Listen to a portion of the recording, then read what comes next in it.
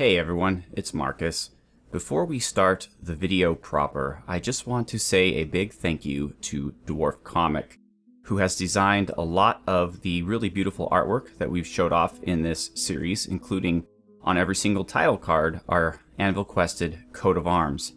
And I also want to take this moment to show off his newest piece of artwork for Anvilquested, which is a visual rendition of the demons assaulting our fortress through our spike trap gauntlet with the steel spikes sticking up. So I just want to say thank you very much to Dwarf Comic, and I will post a link down in the description of this video to his DeviantArt page, where you can look at not only the work he has done for Anvilquested, but also the work he's done for numerous other projects. So now, back to your regularly scheduled episode. Welcome back, ladies and gentlemen, to the Dwarven Fortress of Anvilquested, where it has been a rough few months. Let me just say, I am Marcus Aurelius, and this, of course, is Dwarf Fortress. And you are looking at... You are looking at the top floor, the first floor of Fort Ara. And as you can see, it looks a little strange. I decided that the first thing I needed to do for safety reasons was to build the outer fortification. But the only way to do that is to build a wall out to it. So now what I've been doing laboriously is I've been going one floor tile at a time and having it deconstructed so that I can then build a wall over it.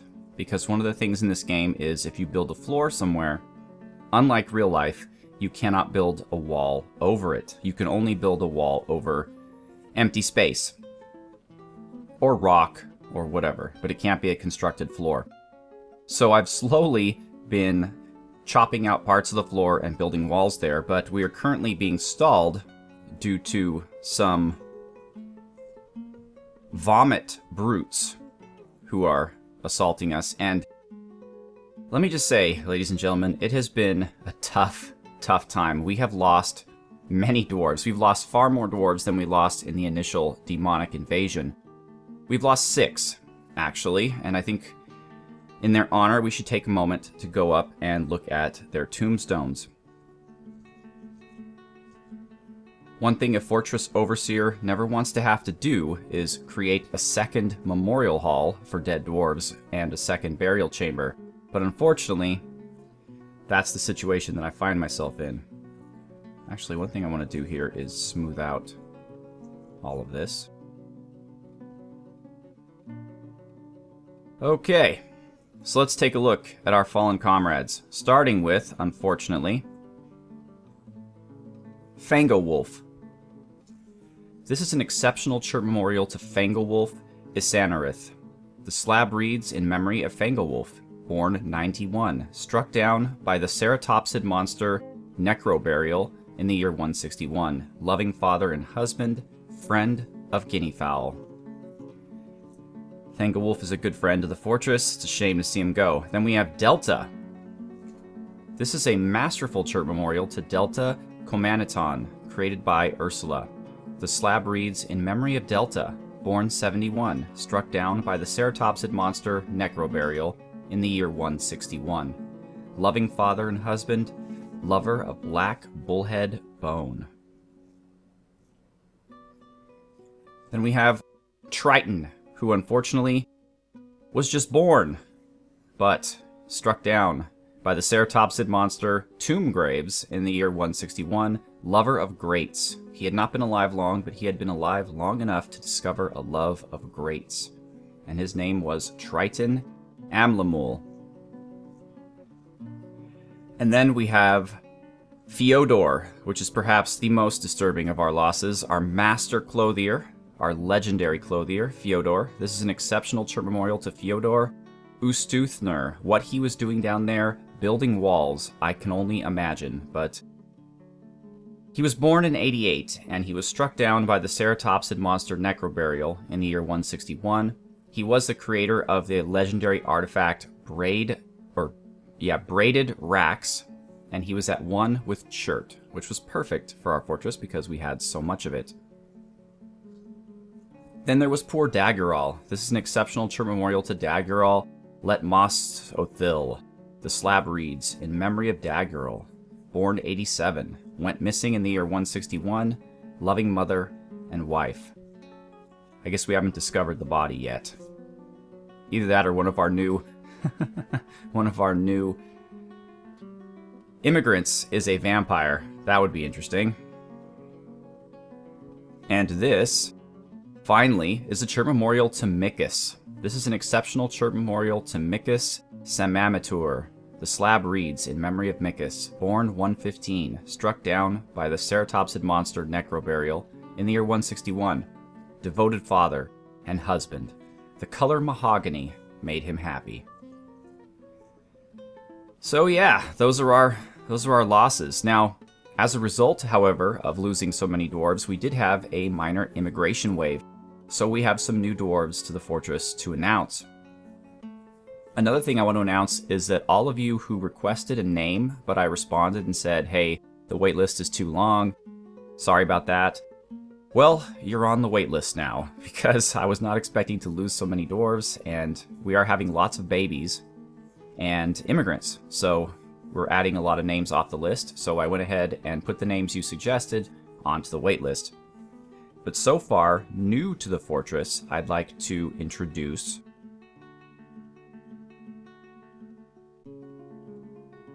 Alright, some of these are a bit hard to pronounce.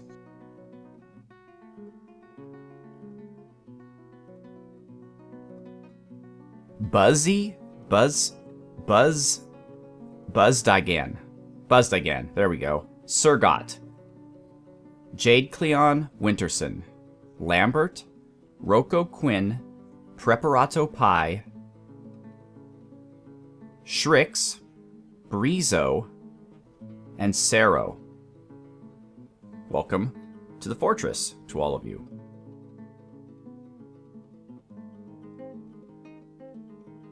We've also had a few events happen. We have a new legendary artifact put together by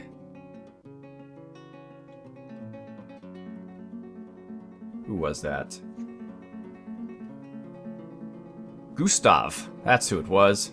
Let's take a look at that. And that would be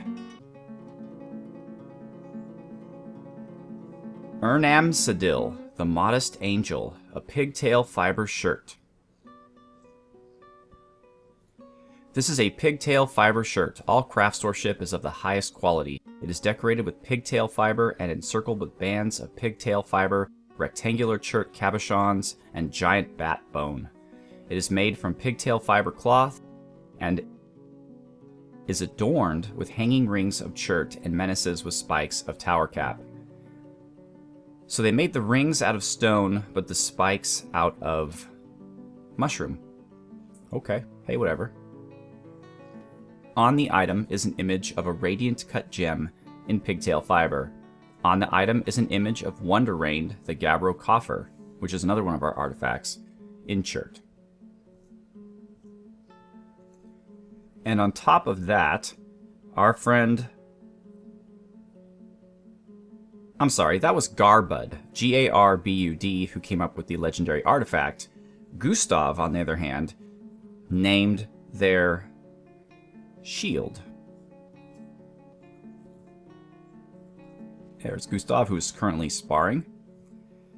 So Gustav named, I believe it's this one. Yes, An Agoth, or the Meditation of Competitions, a willow shield. Masterful shield created by Dikiasune. And that's basically all the new things in the fort. So let's profile a dwarf. We now have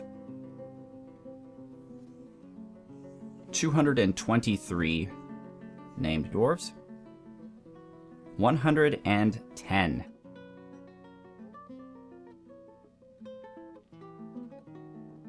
Unfortunately, that is Haas II, who is deceased.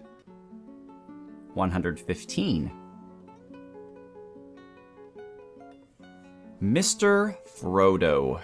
Let's take a look at Mr. Frodo.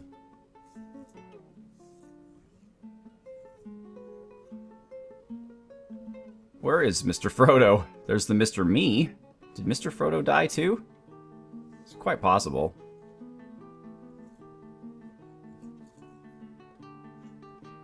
Yeah, I guess so. I guess Mr. Frodo is gone from the world. Okay. 78. 78 is K54. K54 is alive. K54 is an animalist and is storing an item in a vehicle. That's very specific. Oh, and look at this. We've passed 1,000 in the dead and missing category. We have 1,141. Now that includes our enemies, random animals that we've slaughtered, and our own dwarves, everyone really. But let's take a look at K54. Come on. There we go. Alright, K54. You have a husband, a mother, and a father, and grandparents, but they are not in the fortress. Rather, your closest relative in the fortress is your older brother, the Fundorf, your younger brother, Sanctum Stone, the second, and your younger sister, Dopey. We have Aunt Bloodruna, Uncle Haas the second, who is dead, and your nieces, Edmus, Sir Falconlord, and Paddylight, and Lady Atty, as well as your nephews Percival II, P-Doggy 14, and Alpha Blades. Cousins include Romulus, Stephanos, Gustav, Ray Joseph, Jade Cleon Winterson, Raw Weirdness, Lizard of Oz, Sleeves, Dr. Bacon, Panda Bear, Arvalorn, Carp Killer, Azrael, Bronzebeard, Zygomantus II Augustus, Hammurabi, Crow Guy, Atlas, Thelron Donnerfaust, and on friendly terms with a number of folks. Lots of friends, actually, but no enemies. Alright, that is K54.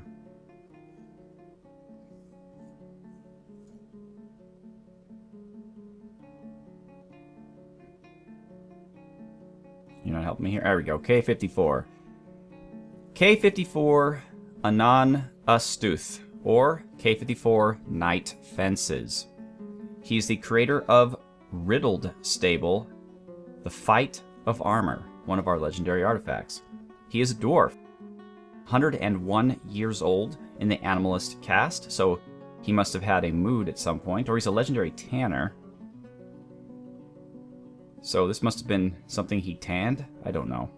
Within the last week, I should say, I apologize, K54, you are a lady. She felt contentment after eating a pretty decent meal, bliss dining in a legendary dining room, interest seeing a splendid door, seeing a fine table, and seeing a very fine seat.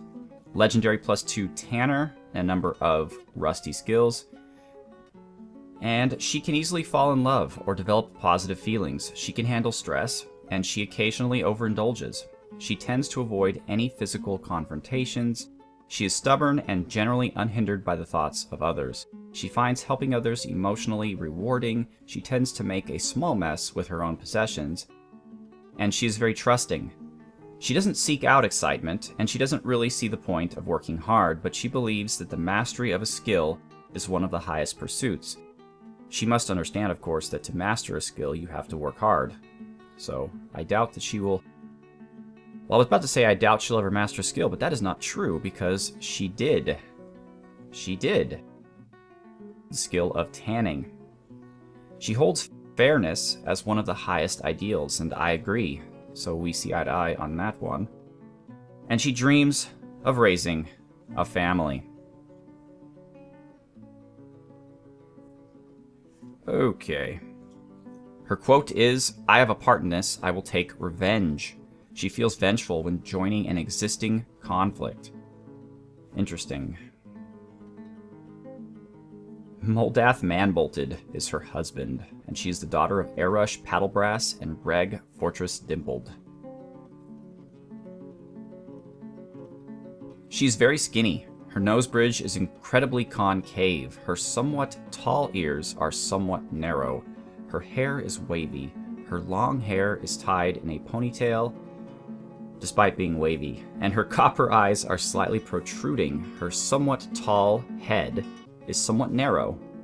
Somewhat tall and narrow. Her hair is chestnut mixed with gray. Her skin is copper. She is quite quick to heal, but she's quite susceptible to disease. K54 likes realgar, pig iron, white chalcedony, lion bone, maces, crowns, sheep for their wool, and tigers for their stripes. Of course, when possible, she prefers to consume seahorse. I've never seen that before. Of course. Like as if, of course, she likes to consume seahorse. I mean, who doesn't? And white millet beer. She absolutely detests mosquitoes. She has a shockingly profound feel for social relationships, a great sense of empathy, a good intellect, a feel for music, and good intuition. But she has a questionable spatial sense and a little difficulty with words. And that, ladies and gentlemen, is our friend, K54. Perfectly healthy as well. Alright, so let's talk a little bit about Fort Ara. Oh, look at all this adamantine that we have here. So I'm starting to have Marcus Aurelius put together some adamantine battle axes. But here in Fort Ara,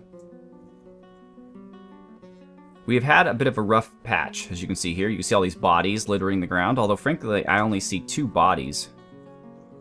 I see the body of Delta here, and then the body of Fangolwolf, who was actually the first to die here. Not sure where all the other bodies went. There's a part of Delta. Here's Fyodor. Fyodor's rotten corpse, I suppose, and parts of Delta. Fangolwolf's head is just lying there. That's lovely. Delta's lower right something. More pieces of Delta. We did get one of them. Not the named one, unfortunately. And not entirely sure where the other bodies are. But we currently want to build 2 walls here because there are holes, open holes out of the fortress. Although from what I've seen, these creatures do not tend to come in our fortress that way. They will scare our dwarves, but they will not use it as an entrance to our fortress. Vomit brutes. They are huge lizards twisted into humanoid form composed of vomit. It has a bloated body. Beware its poisonous vapors. He's average in size. And there's 3 more. So there's a ton of them, and they're relatively close to my fortress. Here's the ground floor. I made a wall around it back in the peaceful times where there were not demons constantly around. But I made a mistake, which happens. In order for this to really work, the outer wall has to be this wide all the way down, because otherwise the creatures, and they've done this, can hang out here, close to my wall here, and I cannot shoot them. So as soon as things clear up, I need to break down this wall and actually build a deeper wall. But then I don't have to build floors. I can just build upstairs on the corners and just continue to build the wall up until it reaches here. At which point then, our entire place will be enclosed, and we can continue to take holes out of here without alarming anyone, although they can still theoretically see the enemies through the fortifications. It's just been a really long slog. You have to put down 1 block, and then you have to dig out 1 more floor tile, and then put down 1 block, and then pray to goodness that the things don't shoot at you. So you can see this little drawbridge here. I'm going to, at some point, get rid of maybe 3 of these tiles and build a bridge. But before I do that, let me tell you why I built it in the first place. We had an accident. One of our dwarves was milling about just at the second that a floor tile was taken out. It was Juno. And Juno fell 3 floors down to the ground, and in a bloody pile with her shattered limbs lay there. Now, I tried to, because I was able to build these up-down staircases all the way to here, I tried to build another set here. It wouldn't work. For some reason, none of my dwarves would take the job, so Juno just kept laying there and getting thirsty. And I knew that drastic measures had to be taken, so, since they wouldn't build the stairs for some reason, I built this causeway so they can go around and pick Juno up. What's funny is, the two dwarves who built this causeway happened to be Marcus Aurelius and Surreal Beliefs. So, let it not be said that the founding 7 of this fortress do not put themselves in danger when the lives of our dwarves are at risk. But we managed to do it. We built this entire causeway with just 2 dwarves. Both of them survived. Juno was picked up and delivered up to the hospital, where presumably he or she survived as well. Yeah, Juno's currently on break. And let's take a look. Juno has lost the ability to stand and has her ability to grasp somewhat impaired. Her left upper arm bone is smashed open, but it has been sutured. Her left upper leg bone has been smashed open, and her left hip bone has been smashed open, but has been sutured. She was evaluated by Dikeasune, which is strange. Oh no, sorry, she was brought to bed by Dikeasune. So there you go. 3 of our starting 7 were risking life and limb down on the floors of hell to rescue Juno. So I sincerely hope that Juno feels good about that. Evaluated by Byzantine, cleaned by Byzantine, evaluated again by Byzantine, repaired fracture, evaluated, and then Daggerel received... Oh, see, there you go. There you go. Adamantine sutures. Damn it.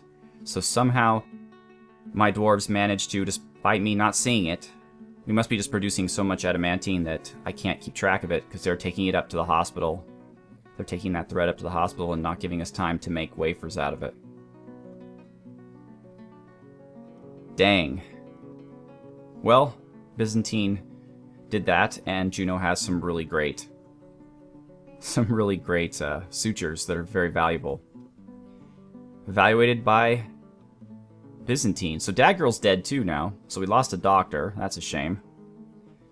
Byzantine, Krager Feldcharn, set the hip and the leg and the arm.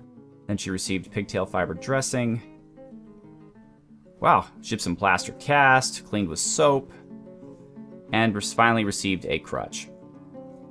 So what I need to do is I need to go down here to our hospital. Take a look here.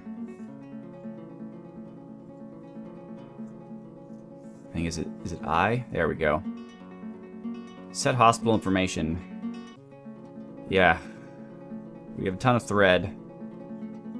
And apparently some adamantine thread is in there. That's a damn shame. So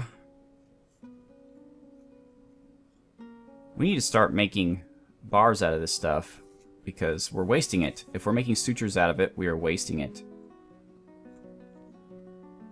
I don't understand why they're doing this, but at least no one will use the bars. So let's keep that going. Quickly, fellows. I do not want more of our adamantine strands to be used for suturing wounds. That's not how I intend this to go. So, ladies and gentlemen, what I will be doing is I will just be sitting around waiting for these vomit brutes to decide to go elsewhere, and perhaps that will give us some time where I can expand the southern wall. I have no doubt that more dwarves will die. So, that'll be something. That'll be something to watch, but perhaps I'll pull you back. Perhaps I'll record an episode where I'm actually trying to make this happen downstairs, and you can see how frustrating and time-consuming it is, and also quite anxiety-causing. But once again, I am Marcus Aurelius. I'd like to thank you so much for watching Anvilquested. We're nearly at the end. As soon as Fort Ara is complete, I will end the series and then follow up with a short epilogue based on Adventurer Mode, which will still be Anvilquested and will still be listed under the same playlist, but will be about a human adventurer exploring the wilds looking for the fabled fortress of Anvilquested. Let's say that this particular human wants to see hell and knows that the dwarves of Anvilquested somehow were able to breach it, so he's going to check it out. But that will be in a few episodes, because we're not quite done with Fort Ara, and I'm sure there's a lot more capital F-U-N exclamation point to be had in fighting off these demons and creating this fort.